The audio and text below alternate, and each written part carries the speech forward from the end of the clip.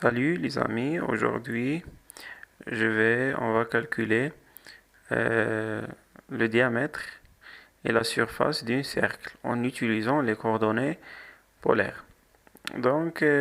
Pour simplifier, on va commencer par les formes connues, par exemple un carré. Si on veut calculer la surface d'un carré, pardon, je vais utiliser le carré. Voilà, si on veut calculer cette surface. Donc, ou bien on va commencer par le diamètre. On va le noter ici, le diamètre D. Donc, le diamètre, ça veut dire quoi? Le diamètre, ça veut dire la longueur qui entoure cette surface. Ça veut dire cette longueur plus celle-ci plus celle-ci. Si je note ici A, donc c'est et cette côté, je vais la noter B. Donc le diamètre, il va être A plus B plus A parce que elle va être égale à cette distance plus B. Donc le diamètre à la fin, il va être égal de facteur de A plus B. Voilà, très simple. C'est ça le diamètre. Et si je veux calculer la surface, que je vais la noter S, donc c'est très simple. On va multiplier le A par B. Donc A fois B. Donc ça est déjà connu. Pour les unités, le diamètre d'après vous, il va être en mètres. Par exemple, si, ou bien en centimètres, peu n'importe. On va utiliser justement le mètre. Si A est en mètres et B en mètres, donc le mètre plus le mètre, c'est toujours le mètre, fois 2, c'est toujours le mètre. Donc ici, l'unité, elle va être le mètre. Voilà, comme ça, le mètre. Par contre, ici, A en mètres et B en mètres. Le mètre fois le mètre, ça fait le mètre carré.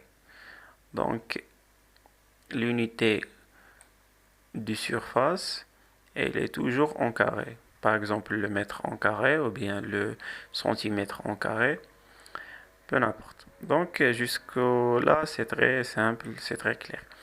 Maintenant, si on veut calculer le diamètre d'un cercle, par exemple, d'un cercle de cette façon. Donc, on ne va pas multiplier ça par ça parce on peut pas savoir quel est le diamètre ou bien. Donc, comment on va faire? On va utiliser les coordonnées polaires.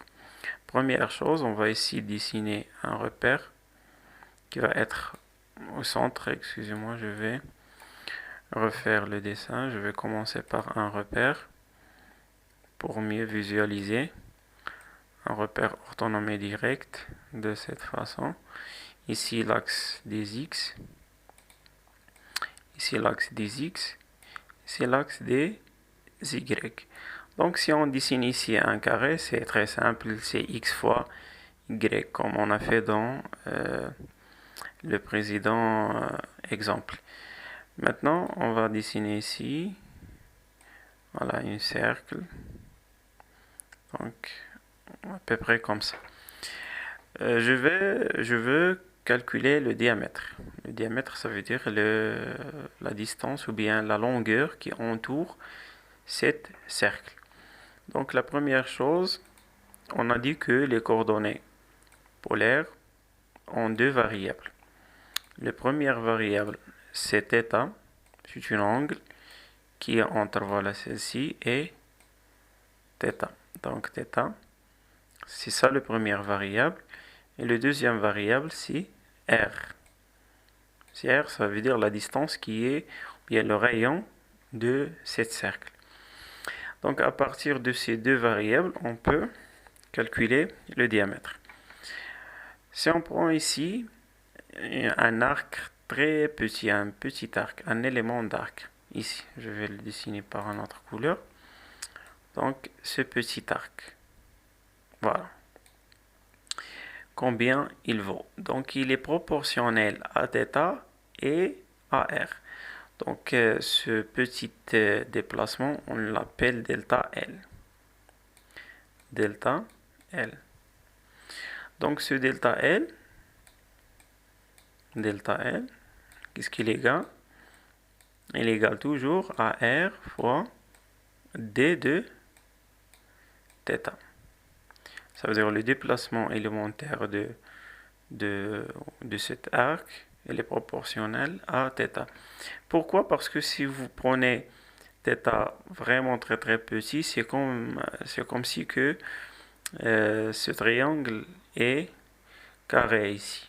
Donc, s'il est carré, donc la distance ici, qu'est-ce qu'il va être égal? Il va égaler le sinus fois r. Donc, comme θ est très petit, donc le sinus θ est égal à peu près θ. Donc, c'est ça le déplacement élémentaire. Si on veut calculer le diamètre, tout le diamètre, ça veut dire du 0 jusqu'à 2π, donc il suffit de faire un intégral. Donc, un intégral de 0 jusqu'à 2π. Voilà. Donc, c'est delta, elle va être égale maintenant au diamètre du cercle. Égal. Voilà, donc R est une constante parce que dans un cercle, R ne change pas. Elle va être constante. Donc, il va sortir de l'intégrale. Il va rester l'intégrale de dθ. Donc, dθ, c'est un variable. Si on fait la primitive de 1, c'est comme si vous avez un 1 ici.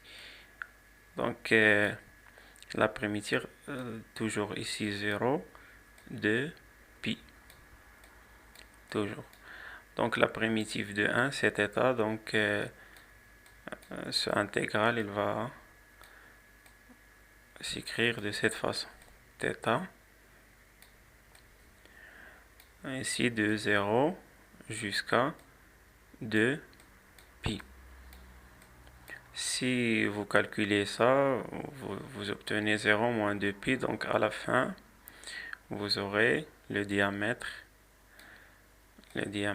D du cercle égale à 2π fois R.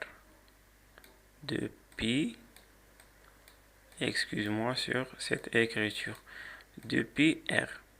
D'accord? Donc, à la fin, c'est ça, là, voilà, c'est ça le résultat. Donc, je vous remercie de votre attention. À un prochain vidéo.